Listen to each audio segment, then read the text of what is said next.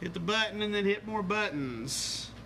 Hello! And welcome. Welcome to another episode of Chatter of the Squirrels. While Alan's doing his thing, I will make mention, I guess I'll have to mention it later, nobody in there quite yet, but we do not have a moderator tonight. So, we will be unsupervised children running amok this evening. And that's just all there is to it. Running amok, huh? Amok. Amok? Fair. A monk? We're running amok. So while Alan's doing his thing, I sit here and talk about the weather. You know, been kind of warm. Finally got through the rain, but now I'm going to start watering my garden, so I'm never satisfied. That seems right. You know, that says 50Y, like it's been 50 years since you were on Facebook. I don't know what the 50Y means. Do you? No. It has not been 50 years since I've been on Facebook, everybody, in case you're I don't know. curious. It's, you know, just that little thing popped up there. So, anyway, I see a few people starting to tune in. We're just kind of letting you wander in while Alan does his sharing and caring out there.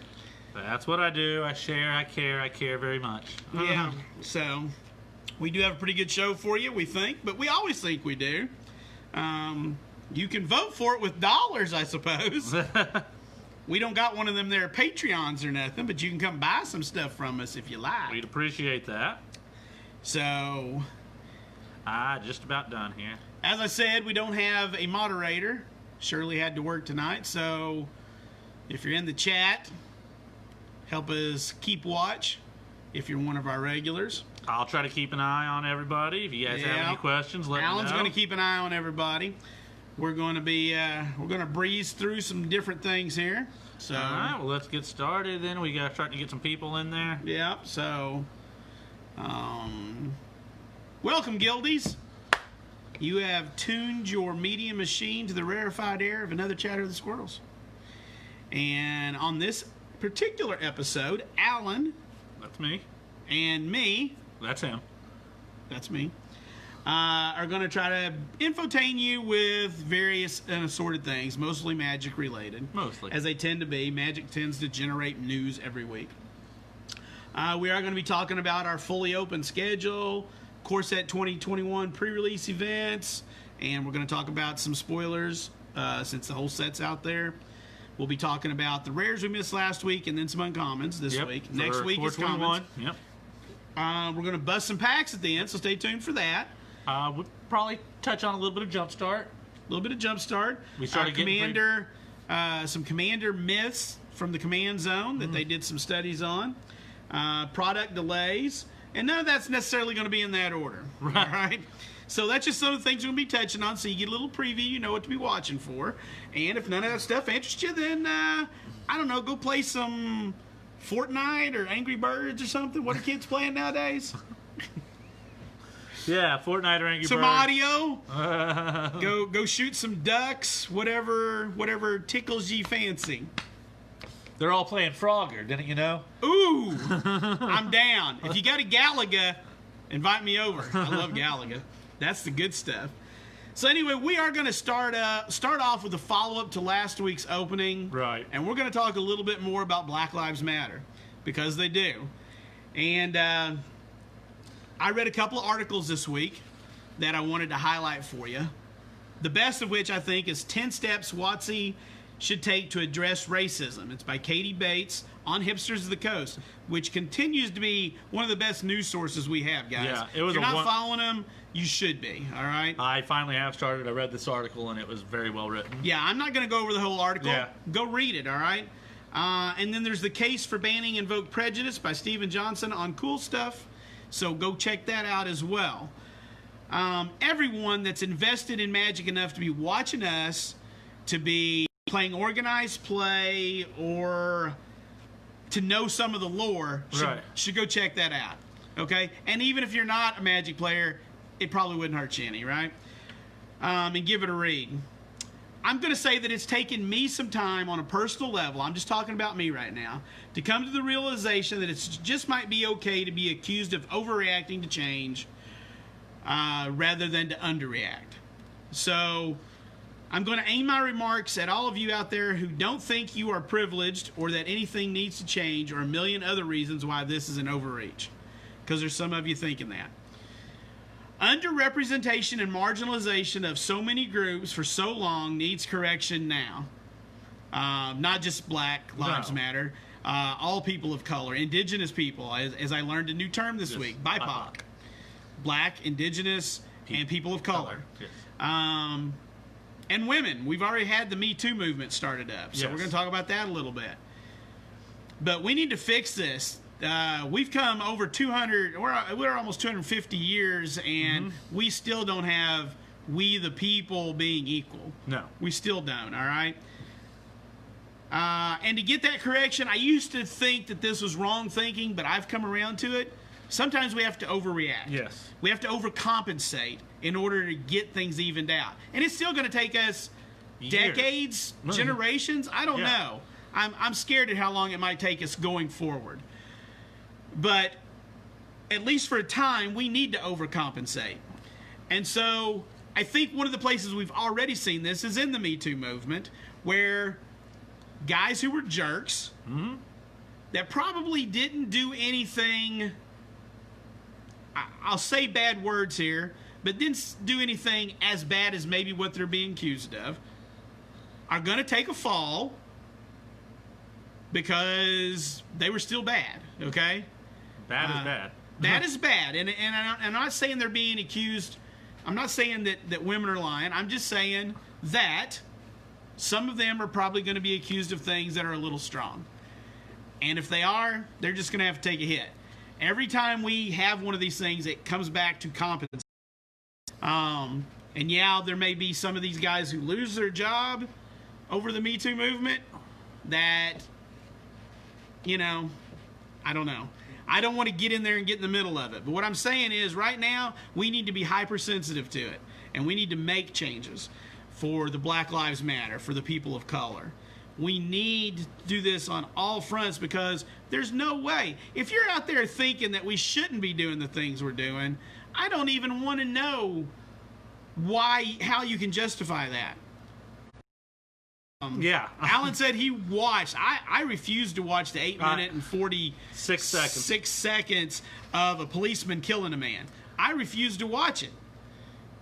You probably still should, and that's the reason, because you don't want to, is the reason maybe people should. It's horrific. No, there's a reason I block stuff on my Facebook feed. I don't want to see when people get beheaded. I don't want to see these gory things. I know they exist. The world is crazy and scary and real, and I don't have to see them to know they exist. A lot of people do. If you're one of them, go watch it then. A lot of people are going to try to play this off as not being, I mean, until you actually see it, there is no excuse, there is no reason, there is no justification that can be created. I don't care what you try to say, it's not there if you watch the video. It was horrific to watch. I wish I never had, but like I said, maybe I should have. Maybe several people should have. We had another thing happen. We had another gentleman get shot in the back twice in Atlanta, right? Yes. Richard. I'm sorry, I did not make a note on that. Could be correct. Look, there was no reason for that. Yeah. If you think that there was a justified shoot, you should just probably quit listening right now, because I'm not going to sway you either way. Guys, saying that you're not going to get shot if you don't break the law or something like that. I just want to point out to you guys, you realize that police officers aren't supposed to kill guilty people either. Yeah, they're not executioners. That's not their job. That's not their job. Unless other people's lives are at immediate danger, a officer should never be drawing a weapon and firing it. So I'm not going to tell the cops how to do their jobs, but I think maybe somebody ought to be. So I want to talk just a moment about, I see a lot of memes and a lot of posts from people about, they're offended, so now we have to do this. The poor little weaklings, kind of thing. And they're taking offense. You've seen the Elmer Fudd and so forth. Elmer Fudd doesn't get his gun anymore, and so forth. I think there's a difference between offense and advocacy. So right now we should be advocating for the equal treatment and the fair treatment of black lives, Right. of all people of color, of all people, of women, of all minorities. We white privileged males have had it good for a long time. If we take a hit now, we just take a hit now, all right?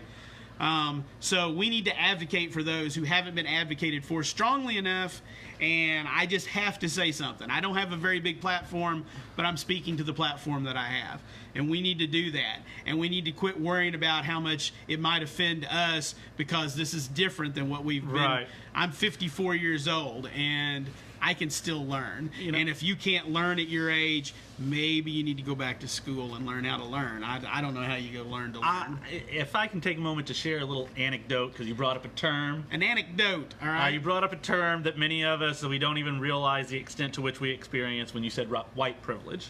Oh, yeah. About a year and a half ago, I had a personal experience that, I mean, I'm not going to say it was definitely racially motivated, but it did put things into perspective, the privilege I have in my life for me. I don't live very far from my work, and I was walking home from work one night after I had closed. I was the last person out of the building. I turned all the lights off, parking lot lights, and I left. It was fall, a little chilly, but still a nice night, but I had a hoodie on. I put my hood up over my face, had my hands in my pocket, and I was walking. It's like a 10-minute walk to my house. I get across the parking lot, about to cross the major street, and I have a police car whip in very quickly in front of me, slam on the brakes, and a cop jumps out. He did not pull a gun or anything, but he did have a hand to his side, like as soon as he got out of his car, looking at me, "Hey, what are you doing here?" kind of thing. And I lowered the hood of my hoodie, and I said, "I just got off work. I'm the manager here at Fun City, and I was walking home." And I've never seen someone backpedal so quickly. He apologized to me profusely, said that there had been reports of a suspicious person matching my description, which I assume mean a dark hoodie, walking down the street.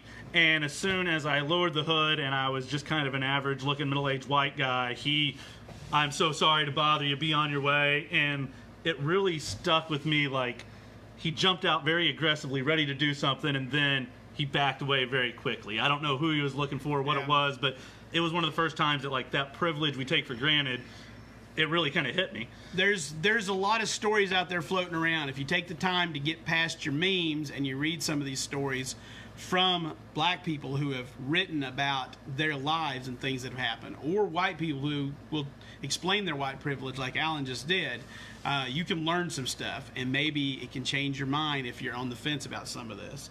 The last thing I wanted to mention, just real quick, is something I didn't even know existed until I think this week or last week, and that's Juneteenth. I've never heard of it. Being a white privileged male, I've never heard of it. But it's something I think we ought to get behind. I mean, we have July 4th as our Independence Day in the United States. Unfortunately, that doesn't apply directly to the people of color in our country, the black people specifically, because they weren't freed from slavery until June 19th, 1865. Some of them, all the ones in the South are freed before that. Go read your history if you're not sure. Right. When President Lincoln had the Emancipation Proclamation, was only for the slaves in the South. That he didn't actually, they had actually no control to free. Right. At the point, because they were at war. Wasn't until later that it went to everybody else. That we had the 13th Amendment, I believe, that abolished slavery. Right, but it was after the war before they went to Galveston, Texas. Anyway, look it up. The story is fantastic about reading this, and there were people in Texas that didn't even know about it. I mean, imagine things traveled differently then, right? So anyway, I just want you guys to get educated. Go get yourself educated. This is an important thing. Don't just rely on the things that you think you know, because probably what you think you know isn't necessarily right. Probably. So do your due diligence, all right? And we're going to move on from there, all right? We are back fully open this week. So here at the Guild in Missouri, We are fully open. We have no restrictions in the state of Missouri unless your local municipality has some, and some of the cities still do. Right. I know that in St. Louis, Kansas City, Springfield, even Howell County down in West Plains, they have some restrictions still in place. We do not here, and we have opened up fully. I do not require a mask in the store. We're back to F&M's tomorrow night. It's going to be a mystery booster draft.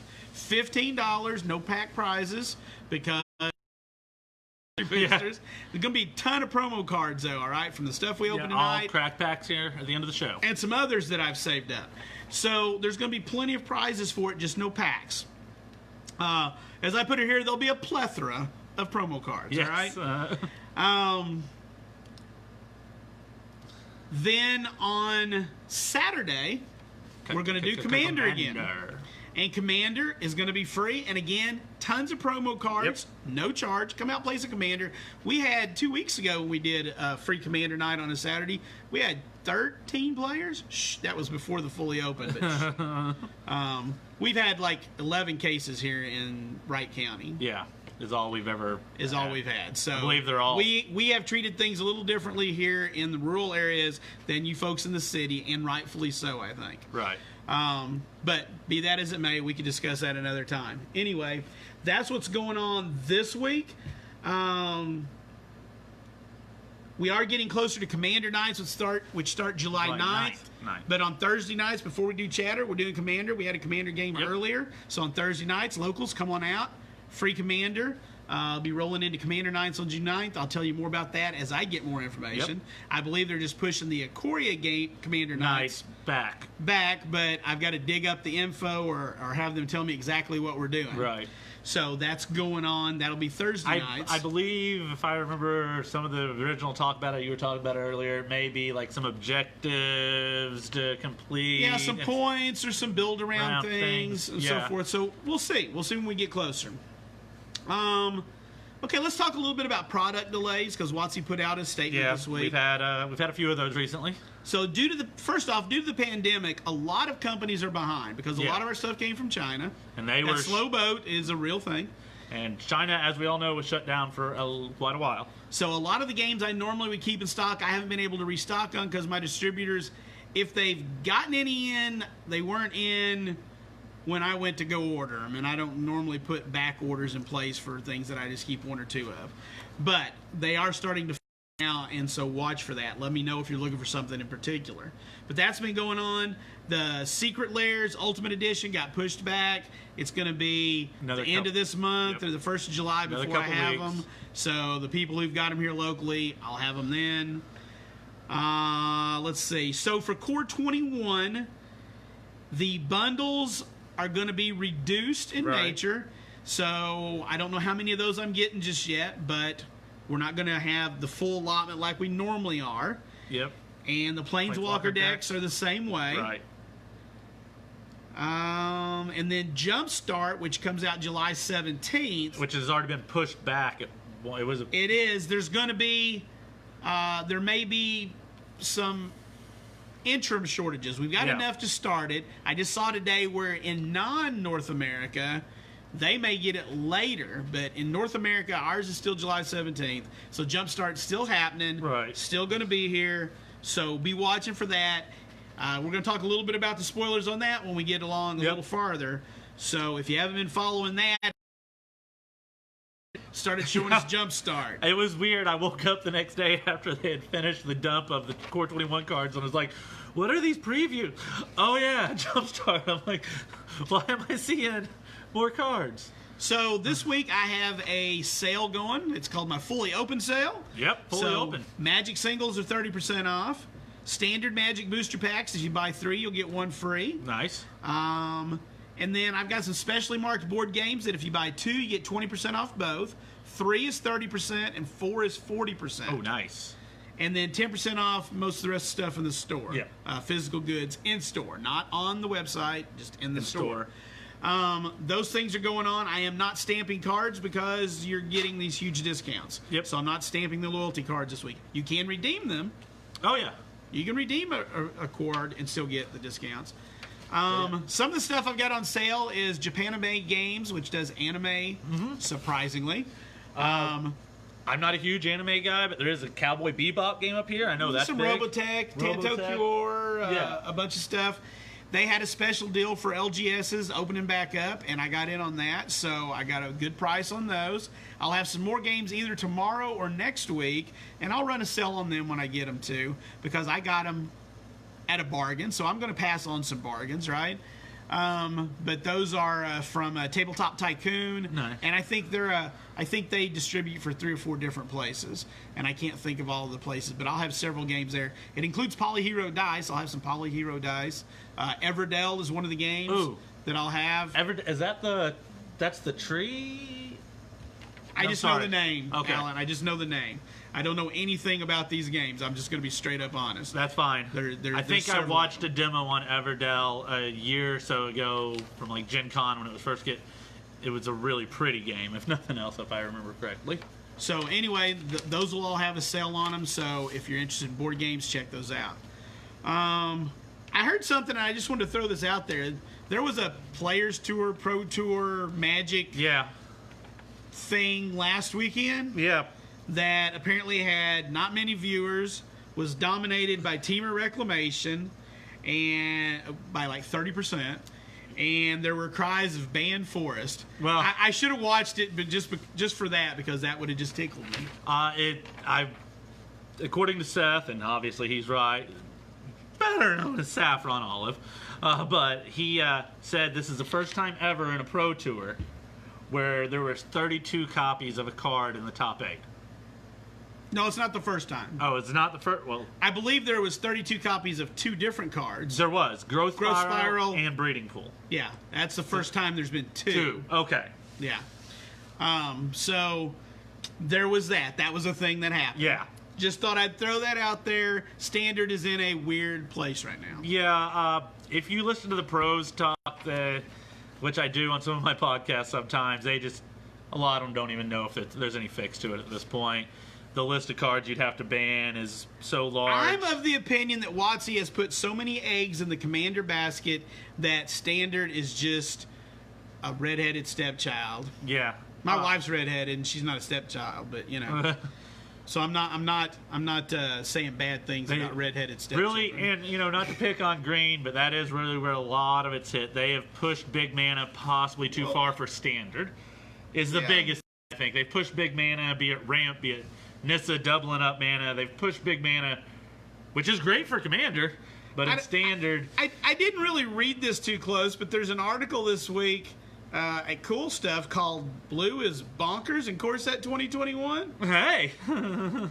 So that's by Frank Lepore, and he ought to know some stuff. Yeah.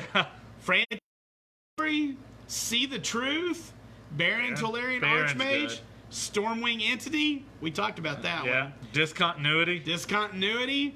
Sublime Epiphany. Those are cards that he says are bonkers, going to see play in all kinds of formats. Very possibly. So there's a thing, right?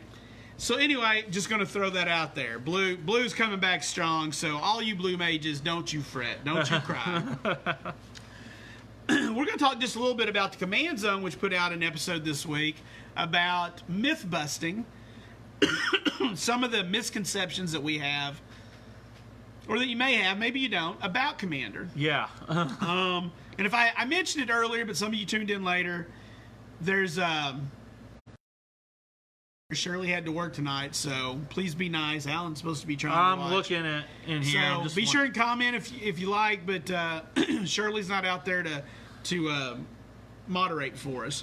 But anyway, they did sort of a numbers episode. They had a group go through and watch their videos, a couple of other shows. I don't remember the names of them. If you watch the episode, you can find out. They've done this before. They did a stats episode. More games in this, but they also went over more stats in the other one. Yeah, and they actually hired a statistician. Yeah, they hired a guy from like Harvard or MIT the last time to... Some of these had... The most they had was 109 games, and some of them were as few as 50 games. But... how long is the average game? How long do you think the average game of Commander lasts? And so, in turns. And so, the answer is 10.29, which I'm happy with. At 10 turns, I think the game is fine to end, however. Right. after we've had 10 turns to play. I don't want to see somebody just wait until turn 10 and then comboing off. Right. But anything can happen after 10 turns, and it's good. Yeah, I feel the same. If you're in double-digit turns, maybe even after turn 8, about anything, a lot of stuff happens in a Commander game by turn 8. I don't know if we made it to turn 10 in that game. Well, all but four players. that should be an anomaly. Right. That should be an anomaly. I think average should be 10 or greater.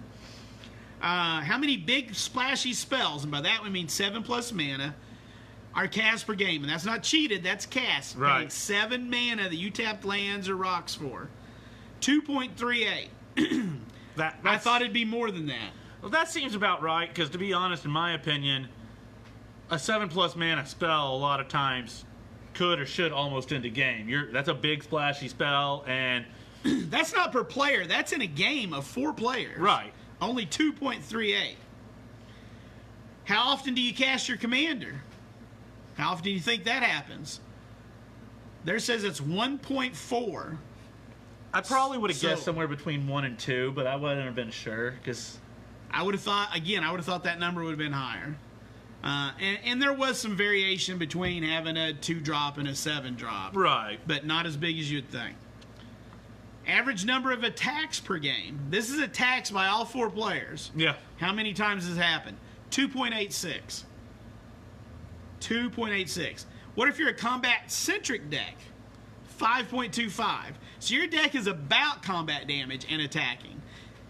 5 times a game. Yep. And then the last one, how many board wipes in the average game? And I know sometimes it feels like there's a bunch. Right. So that affects the average. 1.32. On average, just one. Some get, you know, I would have said somewhere in that area. There's usually 1 per game at least. Maybe there's more, but 1 point something seems right. Of course, your play group may vary. Right, your play group may vary. That is very true, but none of those numbers really. The attacking number is the one that surprises me the most, but none of those numbers are all that shocking, I don't think. Like I said, your big 7-mana spells, a couple of them a game is a lot, because a 7-mana spell could end a game, possibly, depending on what it is.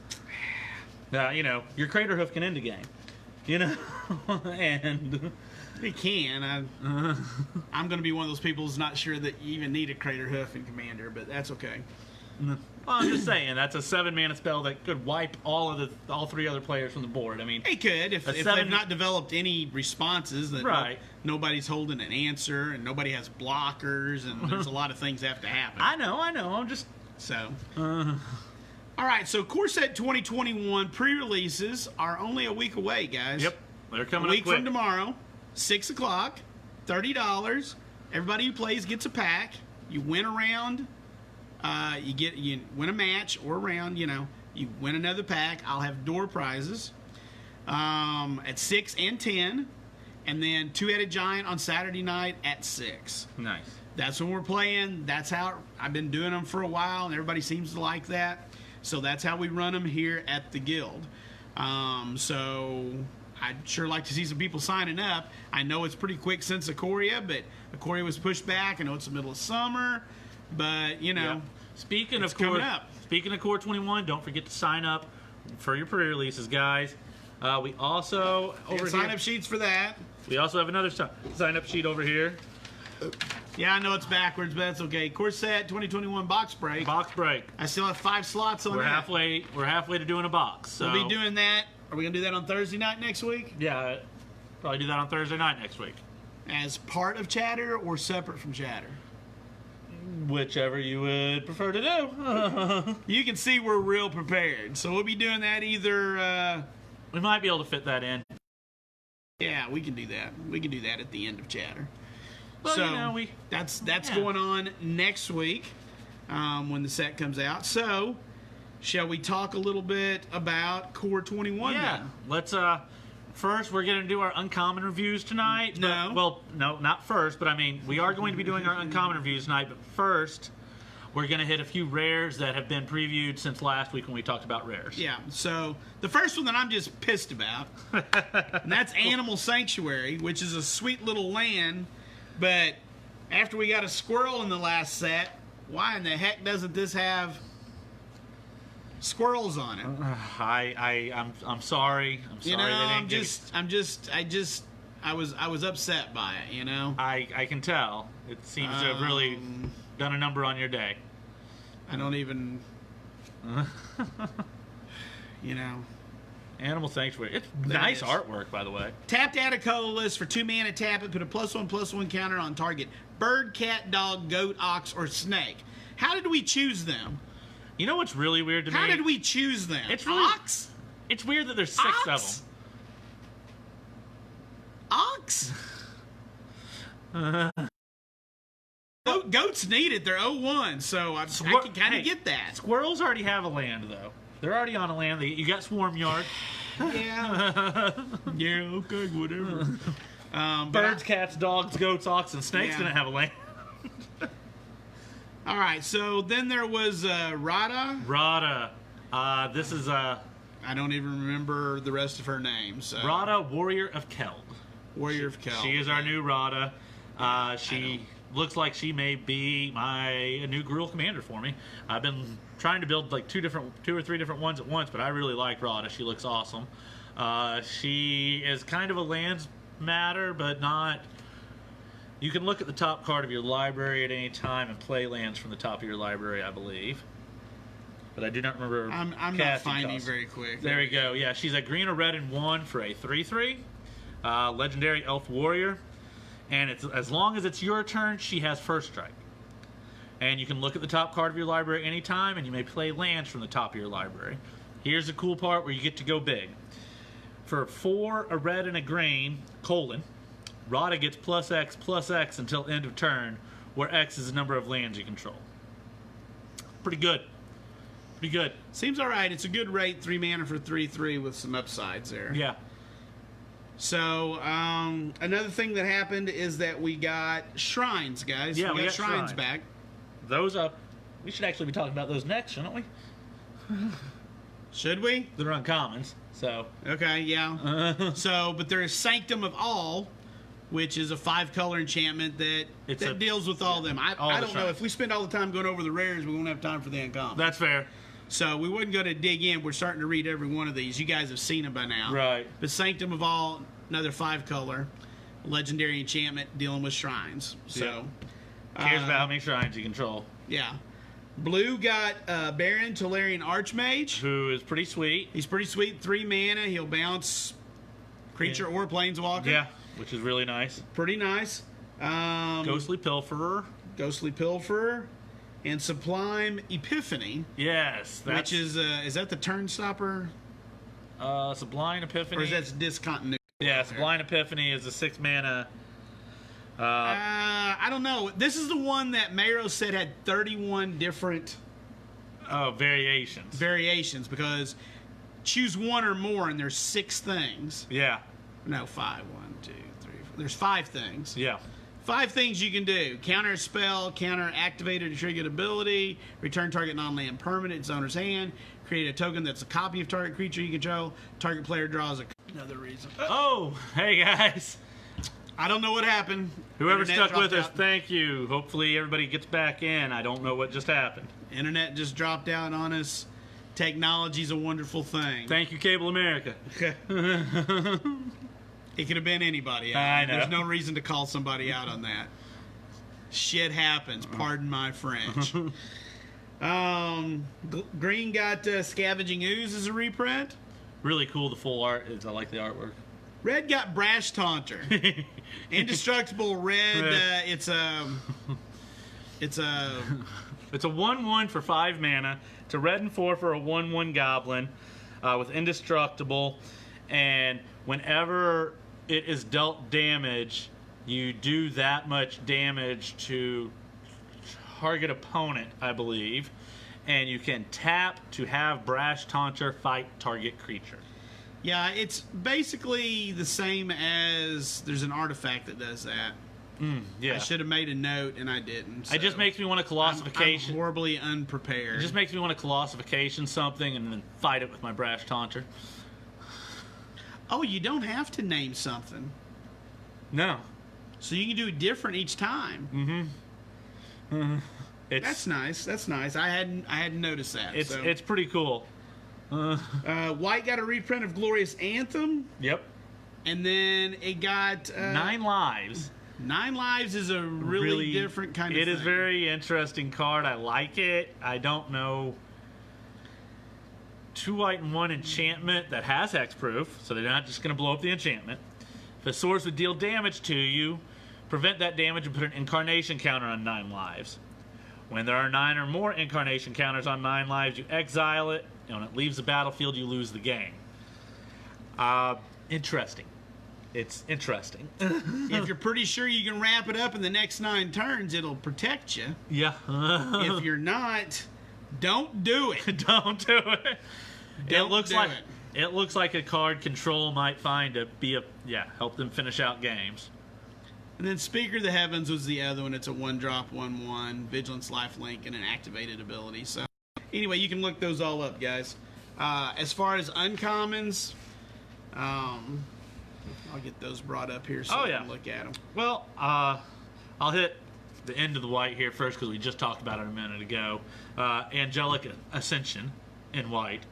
And it's one of our ways to deal with any of those problems. If I remember, I believe it's like a white and 1 instant. And essentially you turn a creature, or you exile target creature or planeswalker, and its controller gets a 4/4 white flying angel. Yep. So it gets rid of some bad problems, but it might create a new one. It might create a new one. A 4/4 flying angel is rough, but right. But you can get rid of a planeswalker. You can exile it. Thank God it's not a full-on Sarah, though. It doesn't have vigilance as well. It's just a flyer. Just a flyer. Just a flyer. Just a flyer. Have no fear. So, but again, when we do these reviews, we're kind of looking at stuff that you might not think about. Right. If you're a newer player, we're not doing these for the experienced players. These are for the people maybe looking at stuff in a new way, trying to help them. So that's not just to get rid of your opponent's stuff either. No. Because exile target creature. Maybe you got a 1-drop that's no good anymore. Exile it. Turn it into a 4/4 flyer for 2 mana. That seems good. Seems good. Because 1 mana plus 2 mana is 3 mana for 4/4 flyer. 2 cards. Okay, over time. Doesn't seem that bad. It might finish the game for you. So remember that you can play this. Especially if you're making some tokens or something. You're not even exiling a card anymore at that point. You're turning a soldier into an angel. Seems good. Faith's Fetters is a nice little aura. It's a reprint from an older set. Yeah, enchant permanent, obviously, and when it enters the battlefield, you gain 4 life. And the enchantment, it's a pacifism that also hits activated abilities. Yeah. Hits lands, hits planeswalkers, hits creatures, hits artifacts, everything. Yeah. Shuts them down. Shuts them down. Except for mana abilities. You can still get a mana ability. You can still tap that land for mana, but not other things. Falconer Adept is a white and 3 for a 2/3, and when it attacks, create a 1/1 white bird creature token with flying that's tapped and attacking. I think that's not a bad creature to have in your deck. No, I like to see white getting this ability a little bit more. It seems like a white ability, but we mostly see that in other colors recently more than white. So I like that. And I don't want to skip over anything you want to talk about, but Selfless Savior is a 1 white, 1/1. It's a dog, and you sacrifice Selfless Savior, and another target creature you control gains indestructible. It's the best doggo. Till end of turn. So there you go. They've been giving white this a lot lately. Yeah, they have. A common or an uncommon that will protect one of your things. Yeah, we've had Dauntless Bodyguard and a lot of different stuff. We have the Tempered Veteran here too. He's a white and 1, 1/2.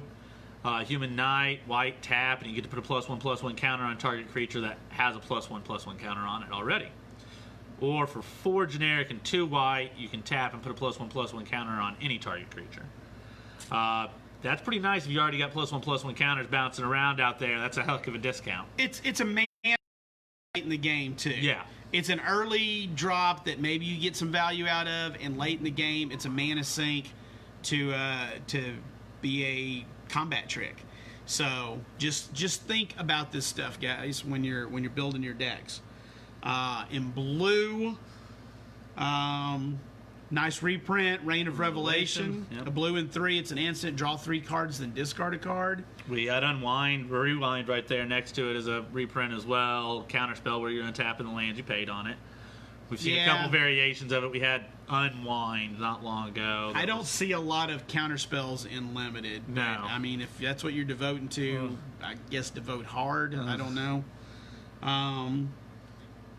I kind of was on the side of Shipwreck Dowser, 2 blue and 3. It's got prowess. It's a 3/3 Merfolk Wizard. And when it enters the battlefield, return target instant or sorcery card from your graveyard to your hand. This is about the rate they normally give you a wall. There's a wall. It's usually like a blue and 4. Yeah. For an 05 wall that brings it back. But this is actually a 3/3 with prowess. With prowess. So when you cast that thing, it's going to become, 4/4. Yeah. So seems really good for blue, We got Unsubstantiate. That's a reprint. Yep. Good card, though. Return target spell or creature to its owner's hand. Yep. So let you hit uncounterable. Yep. While they're on the stack, or protection creatures while they're on the stack. Because they don't have protection then. Yep. So you blue players, I know you're gonna love it. So Tide Skimmer is a blue and 3 flying 2/3 creature. Whenever you attack with 2 or more creatures of flying, draw a card. There's lots of flyers in blue. Blue and white are your flying colors. Yeah, we got the Tolarian Kraken. I love this. I love the artwork on this card for one. It's pulling the Tolarian Academy into the ocean. But it's four generic, 2 blue for a 4/6 Kraken. Whenever you draw a card, you may pay 1. When you do, you may tap or untap target creature. That tap or untap. That's usually you see tap target creature or something like that. The untap can make that pretty good. There's a nice little draw theme in some of the blue stuff, if you'll notice when you get to looking at it. Yeah.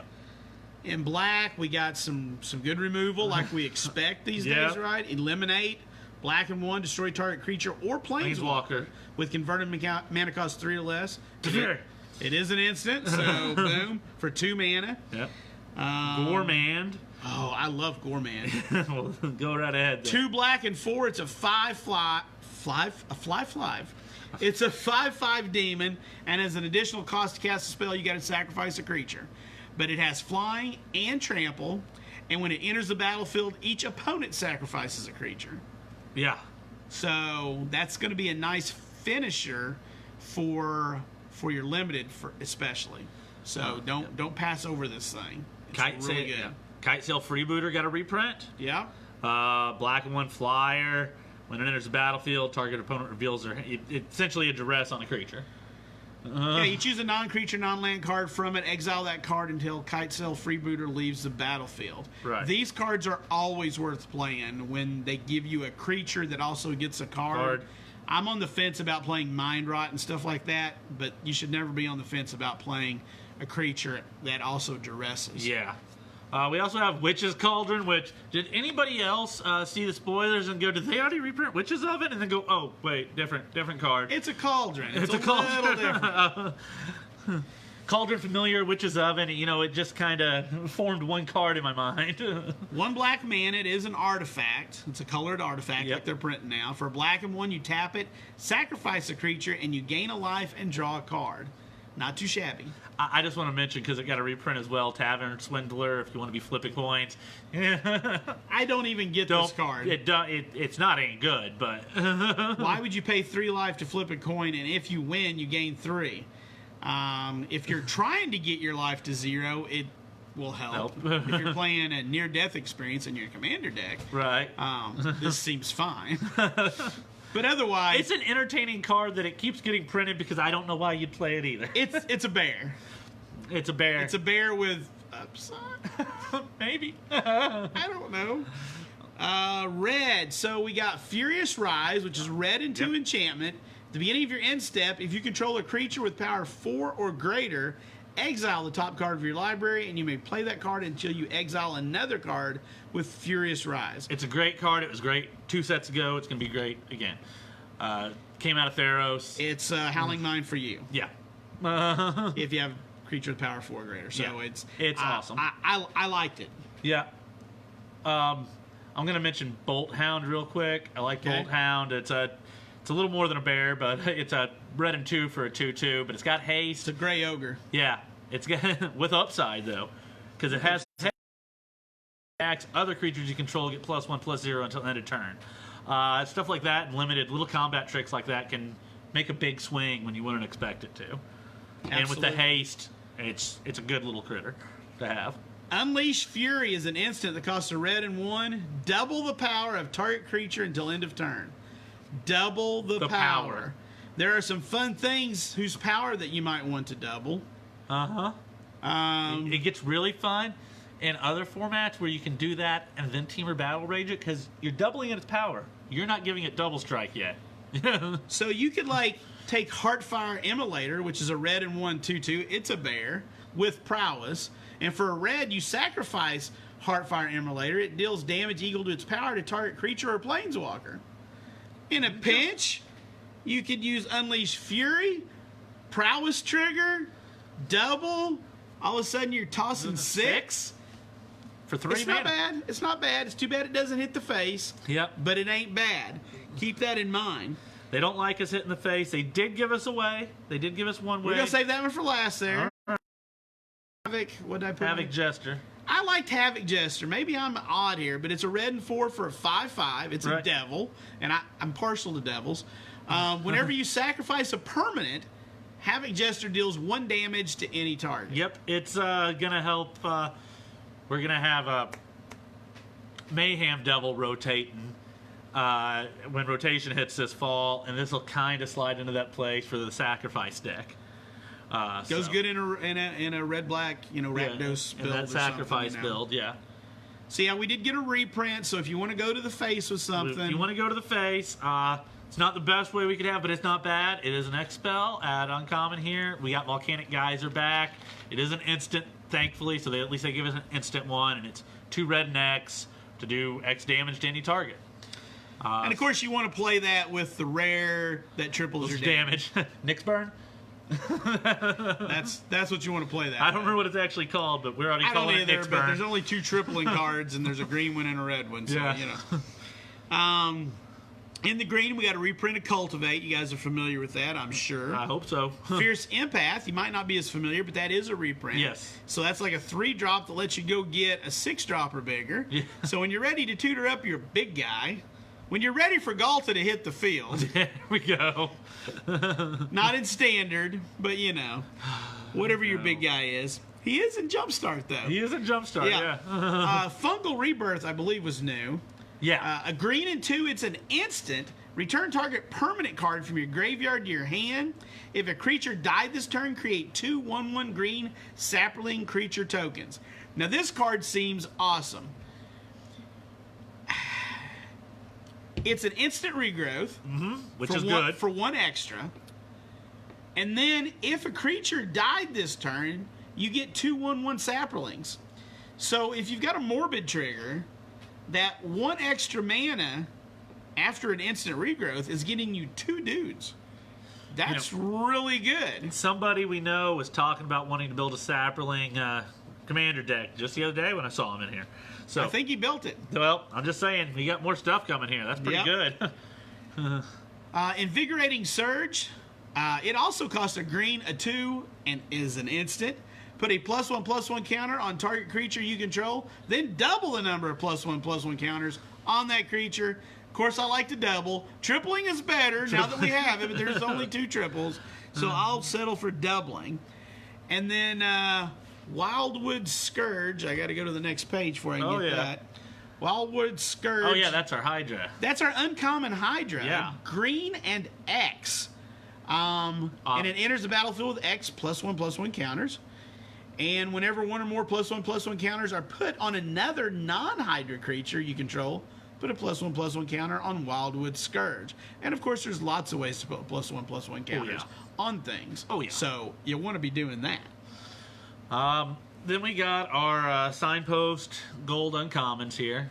Yeah, and I don't know. I mean, we're already at 20 after. Yeah. We've broke down once here. Yeah, you guys, we've talked about these. There are 10 uncommons in gold that are like signposts for you when you draft. Yeah. So, for example, the Boros one, red white. It's a 2/2, and it says it's Alpine Houndmaster.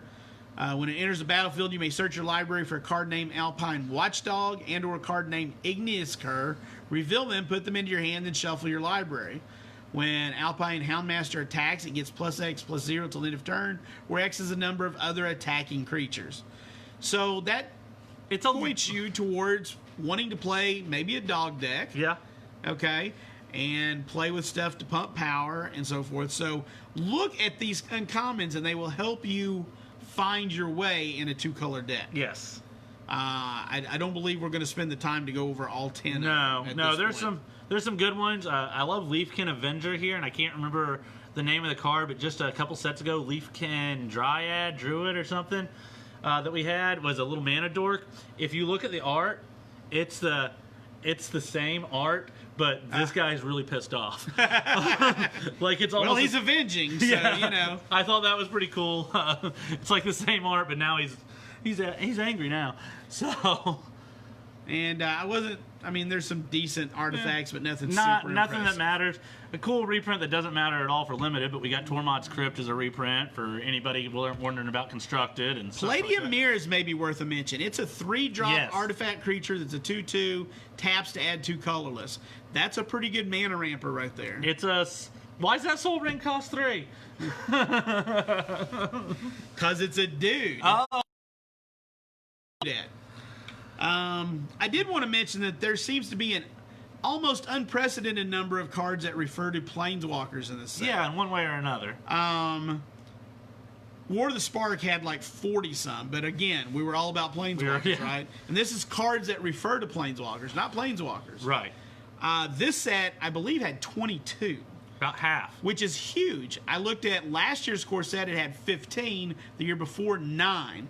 Planeswalkers are getting notice, and we're talking about them, and they're putting ways in to handle them. There are lots of ways in most colors, if you start looking, to handle even the early drop Planeswalkers if you'll play them. So for 2 to 4 mana, you can take out those 3 mana Planeswalkers the turn they hit or the turn after they hit. Yep. If the draw is in your favor, obviously. So watch for that kind of thing. Guys, there's a lot of jumpstart goodness. Yeah, I don't even know where to start. We got a legendary unicorn, so if you like unicorns, Selesnya, build that baby. We got Tiny Bones Trinket Thief. Awesome. Just a great name. Skeleton Rogue. Yeah. Come on, you know. There's just so many goodies. So many cards with lightning in their name. It's crazy. It's crazy. The Thriving lands are pretty good. The Thriving lands at common. Yeah. You know, they're dual lands, so check those out. The artwork for the lands is spectacular. They call the different cool basics. I just saw a Phyrexian Swamp earlier before we started the show, which is sweet. It's only the second card they've ever printed in Phyrexian language. Phyrexian language. Yeah, so that's pretty cool. New art for Terramorphic Expanse after like 600 years. Yeah, something like that. It's like fantastic. 25 printings or something, and finally they changed the art. Oh, actually, not that many printings on Terramorphic Expanse. Evolving Wilds has 70 or 80. But right. Ismaru, Hound of Konda. Yeah, I pulled one of those out of my mystery boosters. Woohoo! Gets a reprint. I'm just looking at rares and stuff here, guys. Sharding Sphinx is reprinted. Talron's reprinted. Talrond is reprinted. The Dalkin Archmage. Yup. Yeah, Wizard's Retort. Yeah. We had a couple downshifts. Cauldron Familiar is downshifted to common for you Pauper players out there. The Oven's not common, but you know the cat itself got downshifted. Some stuff like Blood that. Artist reprint. Yep. I think we've got the whole set. We got the Bogbrew Witch. We got the Festering Newt. Festering Newt. I think we got all of them. And the Bubbling Cauldron. I think we got the whole set. Yeah. Yep. Drana Liberator of Malakir is reprinted. That's a nice. Exquisite Blood gets a reprint. Reanimate. Reanimate. Been a while since that one saw a reprinting. And Exhume, not a rare or anything, but Exhume. Innocent Blood, this is an awesome card. People are sad this isn't going to make it modern legal, though, because Jumpstart won't go to modern. Jumpstart doesn't go to modern. Yeah. So, there's some good stuff. They've spoiled a lot of black. We've got most of the black. Yeah, Rise of the Dark Realms is in one of the blacks. Scourge of Nel Toth. Sheldred. Some of these cards aren't even going to historic if you're playing. Yeah, there's 7 or 8 cards. There's a list. There'll be 20 of them that don't go. So far, we've seen a lot of stuff that involves the graveyard. Reanimate, Scourge to Tell Not, those they're not going. Grim Lavamancer's back. If anybody cares, Time to Feed isn't going, and from what I heard, it was literally the wording, the ruling was too difficult too weird to worry with. Not going to see enough play and too weird of rulings to program. Essentially. Okay. Craterhoof Behemoth. Yeah, Craterhoof. Craterhoof gets a reprint for your elf deck, so you got a finisher. Elvish Archdruid. Mm-hmm. Galta gets a reprint. Oracle of Moldiah. Momentous Fall. Yeah, Oracle, you're jumping way the hell ahead. I didn't see the moment. I'm sorry. Momentous Fall is huge. That is some really sweet green card draw. Oh, yeah. Okay. We don't even know what that one is. Looking there, we got to talk about the Oracle. That one also is good. We've been wondering where they were going to reprint that. Yeah, we knew it had to be coming, so. Some more Sylvala. Art of the Wilds gets a reprint. I saw that. Get excited. Thragtusk. Ulvenwald Hydra. Oh, yeah. Oh, yeah. The green goodies, you know. We're into some multicolor. Maelstrom Archangel. Well, For your 5-color aficionados. Dreamstone Hedron. Gingerbread. You were excited. Gingerbread gets a reprint. Yeah. You know, Meteor Golem, yeah. Juggernaut. Okay, whatever. Scarecrow. Scarecrow's pretty awesome. That's a good one. Oh man, just so many, and we're not even close to done it. No. I think Phyrexian Tower. Yeah. Phyrexian Tower. I think there's like 300 or 400 reprints in this set. I think the there's- set's about 500, and 120 of them come from core set 21. Yeah. The number of new cards is very small, but the few we've seen is pretty cool, like the legendary unicorn and Tons of stuff like that. Tons of stuff. All right. Most of our stuff there. I believe so. Alan's going to open some packs. We're going to move this over. I'm starting to lose my voice anyway. So let's move this over.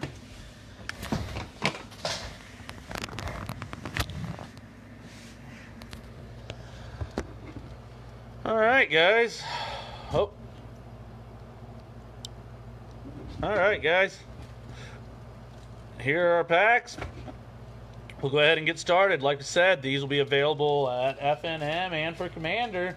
We'll have a lot of promos out there from what I've been opening the last couple weeks, including what gets Well, opened. what's left of those, but I've got some other stuff I've Right. been saving. I've been giving away most everything every week. All right, guys. Goodness. Runic Armasaur right off the top there.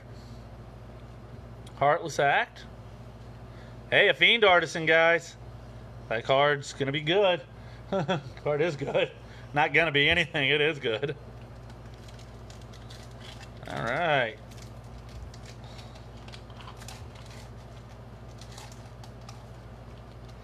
All right. Let's see. Shatter the Sky. Another Heartless Act. Ooh, Song of Creation. Did you finally get a playset? No, I'm still short one. Better come play then. Yeah.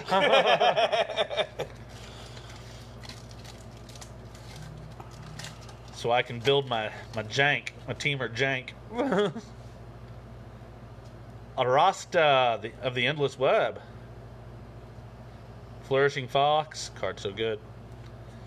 Ooh, Everquill Phoenix. Me like you that one. Mm-hmm.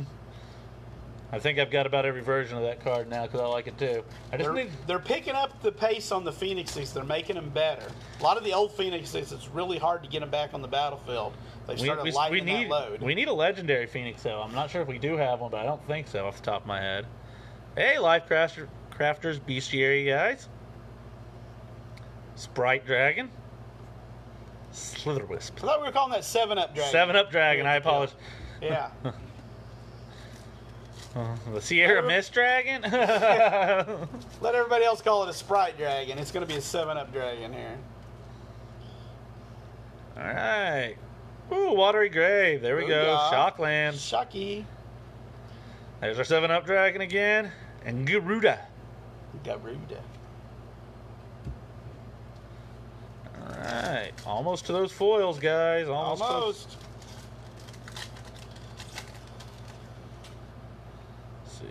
Boom. Bone Crusher. Can't ever have too many. Migration Path.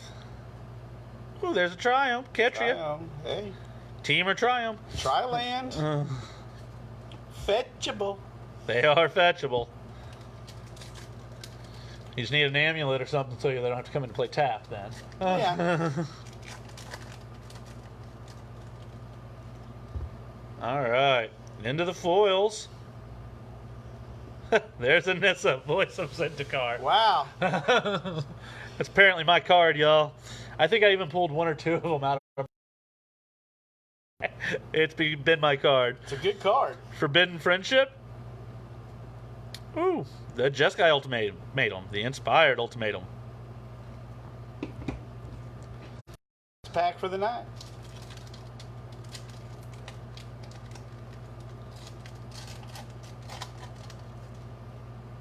All right, guys, let's see. Hey, there's a Spark Double. Hey, yeah, that's a good card. Migration Path in that foil. And finish off the night, Giganta, the Wellspring. All right, guys, that's going to wrap it up. We sure appreciate y'all tuning in, sticking with us through the issues. And remember to come out, if you're local with us, and play this week at Grove Gamers Guild, where everybody knows your game.